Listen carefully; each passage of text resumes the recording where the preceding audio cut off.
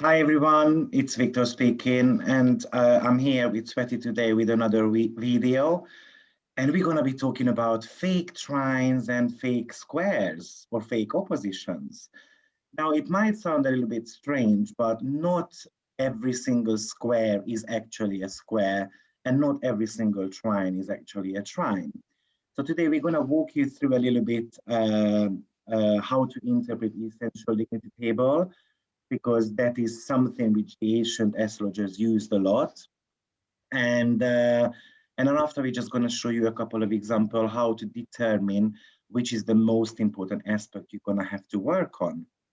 So hi, Tsveti, how are you? Hi, Victor. I'm great. Thank you. Thank you so much for this video. It is very interesting again, and I'm very excited about it. I hope that others will be able to learn a bit more about themselves when listening to it. And we're, welcoming any questions in the comments below.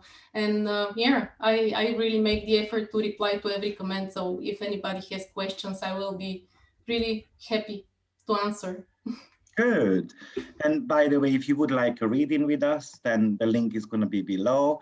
And by the way, I'm going to be holding a webinar on planets in detriment and fall. So if you want to learn about this a little bit more, then I'm also going to put the link below where to sign up for that free 4-hour webinar. So let's get started. Basically, what we need to understand pretty much is the planetary conditions. And the planetary condition is going to be defined by the essential dignities.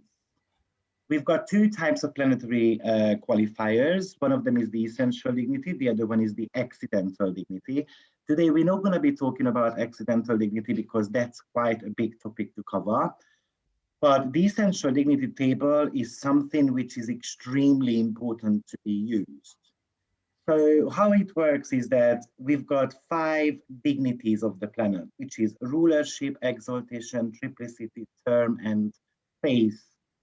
And each of them are going to be weighed a little bit in a different way. So the rulership is going to be the most important one, and that's 100% strength of the planet. Exaltation is an 80%, triplicity 50, term is a 30%, and last but not least, the phase, which is 20. Now we've got debilitations going on as well when the planet is in detriment or fall. However, not all of them are going to be very harmful, and not every single aspect is going to be as important as it looks like. So that's what we want to cover today for you, because I see that we are so afraid of, let's say, a Saturn and the Mercury square all the time, but it is not always affecting you that much.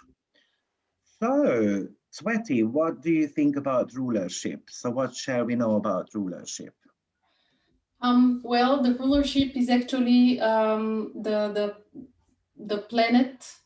This will be in the sign which is ruled by it. So it gives the greatest essential dignity for the planet. It will be showing that the person is able to actually perform and manifest this planet in its greatest potential, because it will be like being at home. You can do at home whatever you want to do. It's your home, so you're doing whatever you want to do. And it's that's why it gives this 100% dignity to the planet, because it's like being at home and having your will to do whatever you want with regards to the manifestation of this planet's qualities. Exactly. So it's very important to understand that um, that the planet, the essential dignity table, is going to be showing us the strength of the planet. The more strength the planet has, the more reliable they become. But it's not just about reliability, but somehow that planet, if it's in rulership, it becomes like a guiding type of planet. So that planet is ultimately responsible for taking the responsibility of the house and sign what it is. And it is trying to bring the best out of it as much as possible. So the more dignity the planet has, the stronger the planet becomes, and it it's not necessarily that harmful anymore, even if we talk about Saturn or Mars. Because think about it this way. I've got a planet, a Saturn, which is exalted in the sign of Libra, which you can see here. If you go on the Libra line, then you can see Saturn there being exalted. So Saturn is not going to be that harmful anymore. Yes, Saturn at the end of the day is Saturn, as I usually say. So it might bring some type of challenges, but it is going to be showing the nicer side to it. Of course, if you are very reluctant to achieve what Saturn wants you to achieve, then after a while it's going to turn around and it's going to start kicking your butts. So we somehow need to hear what the planets are telling you. Yeah, and I also wanted to say that when a planet is in rulership, it's of course like the planet being at home, but it's always important to look at the whole chart, because if we only have one planet which is in rulership in the whole chart, it can also show a bit negativity by overwhelming the whole chart, by taking over the whole chart and not allowing the other planets to manifest, because they will be weaker, and then the person will become the manifestation of this planet only, or they will be like trying to manifest this planet only, and this can be a bit tricky with the rulership. That's right. Okay, let's see what exaltation is all about. So the exaltation, this is a position where if we take this association with the home, it's like being the guest of honor at someone's home, but not at your own place. You are a guest, and you are, in your best energy. And yeah, so exaltation, it gives 80% dignity of the planet, and this is again a very positive manifestation for the planet. So even if it's Saturn, as you said, if we take its exaltation position, it's no longer that malefic, so to say. And the aspects that this Saturn will be making to other personal planets as well, if we look at the dignity, then we can see if it is really so negatively affecting them or not. Because we talk about Saturn as being a malefic, but it is not always the case. I can see you're putting my chart, and we will take a look at it. And I have an opposition between Mercury and Saturn. And we can see that actually Saturn is not hurting that Mercury so much, because yeah, now that when you display the essential dignities table, you will see that I actually have Saturn in Virgo. And if you look on the Saturn line, then yeah, you will see that Saturn holds Mercury in rulership and exaltation. And yeah, this is quite a good dignity regarding Mercury. So in this opposition, Saturn is actually helping Mercury to manifest, not so much harming them. Because Mercury in Pisces, like in my chart, it's a very weak Mercury. Yeah, it's in fall position practically. But this Saturn holding Mercury in rulership and exaltation actually adds up to the dignity of my Mercury. So my Mercury becomes better because it gives structure to this Pisces energy. So yeah, it's a fake opposition, so to say, in my case. So basically, we've got a Saturn on 24 degree and we've got a Mercury on 21 degree. So firstly, you're going to have to check whether who is approaching this opposition. And Mercury is approaching Saturn because Mercury is the faster moving planet, and that's on a lower degree. That's what we call as applying aspect. So Mercury is approaching Saturn with an opposition. So firstly, we need to see if Mercury is interested in Saturn at all, in any ways. And Saturn, Mercury is a neutral towards Mercury, meaning that Mercury doesn't really care. Mercury is not that obsessed of helping Saturn, but it doesn't want to harm Saturn either. And when we go on the Saturnian line, that's the next participant of this opposition, actually Saturn adores Mercury. You can see that Saturn keeps Mercury in rulership, exaltation, and even in face. So Saturn, therefore, if I adore someone, I'm not going to hurt that person, right? Because I want the person to be benefiting. So Saturn is actually something I would call as helpful towards Mercury. Whether Mercury is taking the opportunity to honor Saturn's help, that's a different question here, because Mercury at the moment doesn't really care. So this is something I name a fake opposition, because it's not the most hurtful one. It would be the most hurtful if Mercury completely pushed away Saturn. So let's say Mercury, on the Mercury line, there would be a Saturn either in detriment or fall. Then it would mean that Saturn is trying to come and help, and Mercury pushing Saturn away. Thank you, I don't need your help. And exactly the same if Saturn was putting Mercury down by detriment or fall, then it would indicate that Saturn actually hates Mercury, so it doesn't offer a helping hand. I hope that makes sense. We're going to look at a couple of other examples shortly. So Tsveti mentioned exaltation, which is an 80% of strength for the planet. Now, let me just mention that exaltation is good and the planet is reliable. But usually exaltation means that the planet is overly excited. It could indicate something where when you are overly excited, you are not going to be paying attention to the details. So it's easier to fall off the cliff. So with exalted planets, I usually say it doesn't last forever.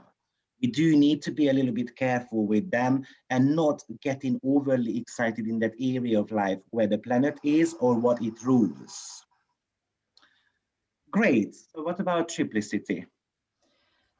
Well, triplicity is this in-between dignity, because traditional astrologers usually look at, rulership, exaltation, detriment, and fall all in all, and they forget about triplicity, terms, and phase. So triplicity is this in-between dignity, which is actually, this is a division of the 12 signs in a specific group of 3. And these are by element. So we have fire triplicity, water triplicity, earth triplicity, and air triplicity. And depending on whether it's a day chart or a night chart, a certain planet will be ruling and will add dignity by triplicity. Exactly. So if we look at Aries, for instance, we can see on a day chart, Sun rules, and on a night chart is Jupiter. If we look at Leo, Sun, Jupiter. If we look at Sagittarius, Sun, Jupiter.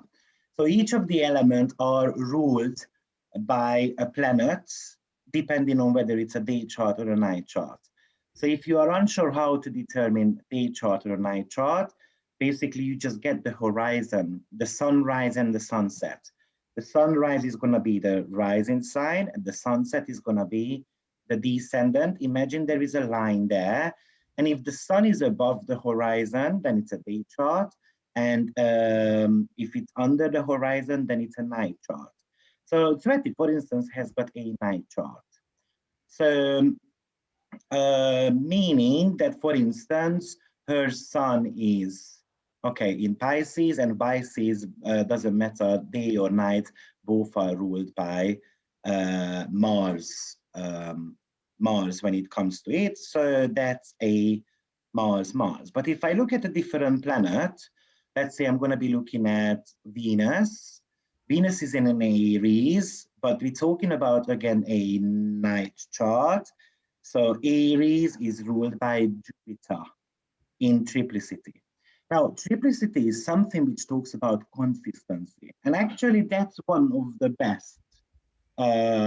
A little bit better than exaltation, even though exaltation is stronger, but triplicity gives you consistency in that type of area. So that is considered a good dignity, and we give a 50% strength to it. Good. So let's have a look at terms.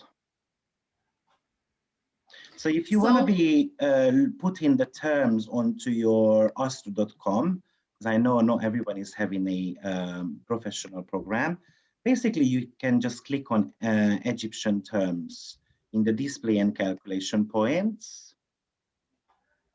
And then basically it's going to display to you, and then you will be able to see, for instance, that Venus is in a Mercurian term. Now, the term is basically each of the sign is broken into 5 little segments, which are ruled by the visible planets, apart from the sun and the moon, because they are not ruling any of these little segments.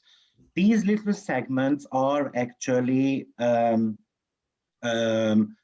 so the calculation of it is actually extremely difficult, and it comes from some mathematical way when this Pythagoras thesis got discovered, and that's how they calculated that as well. So astrology is a science in a sense because it is based on math quite a lot. And term is, for instance, going to be talking about someone's look, how someone might look like. So, for instance, I look at Tsveti's term. Her rising sign is Scorpio on 12 degree. So we can list it here, the rising sign as well, and then you can see what is the term there. But we can calculate it manually also. So the rising sign is on Scorpio 12 degree. So basically you can go on the essential dignity table, choose the Scorpio, and then you can see here that between 0 to 6, it's Mars, and between 6 to 14, that's going to be a Jupiterian term. So Tsveti has got a combination of Scorpio and Jupiterian traits. Maybe we can say with Jupiter that she might have got the tendency to put on weight. She's got a little bit round face. She can have darker complex, Jupiter. She can be generous, and so forth. It's more about the physical look actually than the actual inner characteristics, if that makes sense, because that's something to do with your moon. Moon is your behavior, and moon is your habitual responses to certain situations. Do you have tendency to put on weight? Oh, tell me about it. Yes, of course. I have lots of water. Pardon? Yeah, I have lots of water in the chart as well. This is the prevailing element, so I also have the tendency to retain water. So I put on weight easily as well. But it's interesting because my daughter has Jupiter conjunct the ascendant, and now that you say the terms, it's something that goes with the generations as well. My mom has Jupiter on the ascendant as well, so it's wow, it's inherited. Yep. I'm in a Jupiterian term as well, according to my rising sign degree. If you want to get a good picture about the person's look, then you can also have a look at the ruler of the rising sign. So in case of Tsvetis, it's Mars, and Mars on 5 degree of Virgo. So I can go on the Virgo line, and then I can see that, okay, that's going to be between 0 to 7. It's a Mercury territory there. So she can have quite Mercurian traits as well, which could indicate that she's going to be she's youthful, she's looking younger than her age. She can actually be slim. So we're going to have to put these together. Jupiter is obviously having the tendency to put on weight. Mercury is actually good at keeping their shape. So that is kind of pulling her back, and she's not going to be way too round, if that makes sense. Both of mine are Jupiterian segments, so no wonder I'm a little bit roundish. By the way, triplicity in traditional astrology is pretty much has got something to do with your health conditions. I'm not going to go into that because that's also a complex topic. So looking at this table again, between 0 to 6, it's a Jupiterian territory on Aries line. Between 6 to 14, that's Venus. 14 to 21, that's going to be Mercury, and so forth. What you can also see here is, and this is the reason why they called the 29 degree, for instance, an anerotic degree, a crisis degree. Because if you look at it, it is always, the last few degrees, always ruled by Saturn or Mars. So on the Aries line between 26 to 30, it is Saturn. So that could be a little bit more challenging there. By the way, Termis said that you still have got a little bit of an honor in the kingdom of in the kingdom, but imagine that you go in for a party because you got invited because let's say your boyfriend is going there and he's an important person. No one is gonna care about you that much, but you still gaining some type of respect, and that's what term means. This is a minor dignity. Basically, there are every single 10 degrees ruled by a different planet, which is also having to do with some mathematical calculations. And it gives just a 20% strength to the planet. Now, detriment and fall, those are negative ones. The detriment is always opposite from what the planet rules. So let's say Aries is ruled by Mars. So Mars is never going to feel too well in the opposite sign from Aries, which is Libra, and so on. And the fall position is actually the opposite from the exalted position. So in the sign of Aries, Sun is exalted. And in the opposite sign, Sun will not feel too well, which is going to be Libra. So that's one of the reasons why Sun, for instance, in Libra and Aquarius tend to be a little bit frustrated. Now, I've got an Aquarius Sun, so I know how long it took me to figure myself out, my core essentials. But it doesn't mean that you're not going to be successful. And this is what you need to remember. So here I would like to show you a very, very important rule. Let's say we're going to be working with Mercury here. So Mercury in Pisces, what you're going to read about Mercury in Pisces? Oh, you know, you're going to be doomed. Basically because the planet is in fall and detriment and all those type of things. But actually, in order for you to figure out what could be helpful on that line, go on the Mercury line, and you can see Mercury is ruled by Jupiter. Start analyzing your Jupiter if Jupiter has got any strength in the chart. So I'm going to go on that Jupiter line. There is no strength to Jupiter.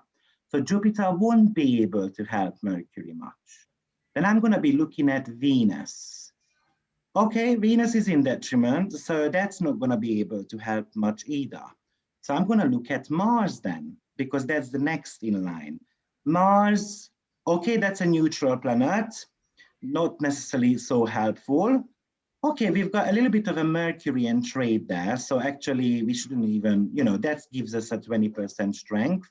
And then we've got Mars here also, which we already covered. So let's have a look at another example. So for instance, we look at her Venus. So if I go on the Venus line, Mars could be helpful if Mars was strong. Mars is not strong. Sun could be helping. Sun is not too strong either. Yeah, that's right. Jupiter could be helping, which we already covered. It's not that helpful. And Venus is, Mercury could be helping if Mercury had a little bit of a strength. It doesn't. And then again, we've got a Sun there and Venus. So overall, her Venus is a little bit hurt. Now, if there was a planet which is helpful, let's say, because let's suppose that that Sun is actually strong in the chart, then it means that you need to rely on Sun to bring your Venusian territories aligned. And this is what we call as remedies. I hope that makes sense. So let me bring up my chart, and then maybe I can demonstrate how to work with that.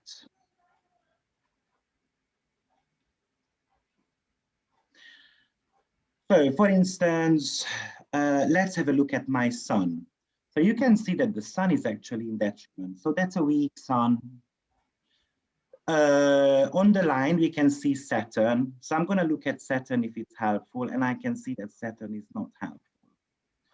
Then we've got one more Saturn, not helpful. Then we've got Venus. Now, if I go on the Venus line, can you see that Venus is strong by exaltation? So in order for me to bring out the best of that sun in the 12th house in Aquarius, I need to use Venus, because Venus can help bringing out the best of that sun. Do you think, Tsveti, everyone understands that? Because it's a little bit technical. Yeah, I think that it's easy to understand because it will take some time to grasp the idea, and I would recommend to watch the video a few times and to play out a bit with their own chart. And if they don't have an astrological program, maybe you can show them where they can pull up the essential dignities from AstroVox 0.8. Yeah, absolutely good idea. Yeah. So everybody can actually check on. If you type in AstroVox 0.8, then basically you just have to fill out the data here. You're gonna have to put down the longitude and the latitude manually. I recommend choose whatever house system you choose. And then basically you're gonna get the essential dignity table when you scroll down here. The green means that it's in ruler, so you can see it has got dignity. The red means it's detriment or fall. And the yellow means peregrine. Now, peregrine means that the planet has no dignity whatsoever in the chart. And we call those planets as wanderers. We call them a little bit aimless in the chart. But exactly the same principle comes here as well. You're gonna have to look at that peregrine planet. Like you can see my moon is peregrine. But my moon can be well helped by Jupiter, because look at my Jupiter, it's in rulership. So moon is helped by Jupiter a lot to be bringing out the best of the moon energies. I just have to rely on that Jupiter a lot. Okay, I hope that makes sense. Yeah, so that's the essential dignity table, which is going to give us how reliable your planet is and what can be helpful. This is the way how I set up remedies for others, by looking at what could be helpful and then working on that planet. This, I will explain it a lot more in detail in the Planets in Fall and Detriment webinar on the 29th of this month. Okay, so another thing which we wanted to show you is basically what planet to work on. What you can do is go on your detriment line. Let's suppose we want to see what is holding back Tsveti in relationship topics. Her relationship house is ruled by Venus. So basically you can go on the Venus line and then you can look at what planet is in detriment. It's Venus. So this time around, Venus puts down Venus, which means that it could be her own stubbornness. That basically we just need to describe Tsveti, her Taurian qualities. And also it could be the actual partner who might be dragging her down sometimes. Let's have a look at another planet. For instance, children. So her child is ruled by Jupiter. If I go on the Jupiter line, it gets put down by Jupiter also. So that's, and basically what you do is, you looked at what puts down that 7th house, it's Venus. You go and look at where Venus is. Venus is in Aries in the 6th house. That's gonna be the topic which holds her back in relationships. So we're just gonna have to analyze what Venus in Aries in the 6th house means. Right? Looking at another example. So for instance, my relationship energy is ruled by Mercury. Mercury gets put down by, Mercury puts down Moon. So I'm gonna start reading where Moon is. Moon is in the 10th house in Sagittarius. So maybe in my case, it's gonna be something to do with career. I'm way too focused on career, how other people see me. Maybe it's something to do with I'm scared that other people are going to judge me because how I look like. 10th house is so much to do how you portray yourself on a professional level. And that could be holding me back. Obviously, these planets kind of need to be read in a negative way because that is kind of holding you back. Mercury, the relationship planet, is telling Moon, don't come close to me. But hold on a minute, Moon represents the emotions. So how can Mercury tell Moon, don't come close to me? Right? So it could indicate that someone is emotionally distant from the partner as well. And there is a compensation level going on with the 10th house matter where the Moon is placed. So this is pretty much the detriment line is a compensation level. Because you want to be sweeping things under the carpets. Does that make sense? Yeah, absolutely. It makes lots of sense. So let's just have a look at that fake trine and opposition type of, or fake square type of energy. So for instance, we can see that Tsveti has got a Mercury. Oh, we looked at that. Sorry, she's got a Venus Moon. Moon and Venus square going on in her chart. I can see that Moon is the faster moving planet, lower degree than Venus, so it's a applying aspect. So applying aspect usually means that it's going to be following us through in the entire life, and separating aspect means that it is something which is in the past, usually in the first 25 years of our life. So there, Moon is applying to Venus. So what I do is, I'm going to go on the Moon line, and I'm going to see if Moon is interested in Venus. Not so much. I'm going to look at if Venus is interested in Moon. Not so much. So that's not a real square. That's like just an aspect between the two planets. They don't necessarily care about each other. So it doesn't mean it's not going to bring you slight challenges, but nothing major. So it doesn't mean that she's, for instance, dooming at work, or she's never going to be successful with esoteric things. Or it doesn't mean that, for instance, Venus rules her relationship, then who she is going to be very badly positioned in relationships.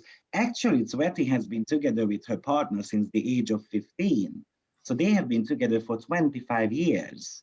And you know, this square, if I automatically look at it, who you're going to have a second marriage, you know, because that's square and, you know, that's very tough. And Tsveti is in a happy relationship, right? Right. So that's not a real square. I can look at, for instance, Sun and Jupiter opposition here. Is that really an opposition? So there is a separating actually. So it might have brought her some energies at the beginning of her life in the first 25 years, maybe struggle to get pregnant, 5th and 11th house, maybe it's something to do with her professional choices, because we've got Jupiter in the 11th house, which is gains, and 5th house is pretty much about expressing your true talent. So Sun and Jupiter. So let's have a look at what if Sun is interested in Jupiter. Sun is not interested in Jupiter. And oh, Jupiter is interested in Sun. So this is what I call as a fake opposition, because Jupiter wants Sun to do something good. It This is your depends chart. on, oh, sorry, that's my chart, sorry. So let's revive then.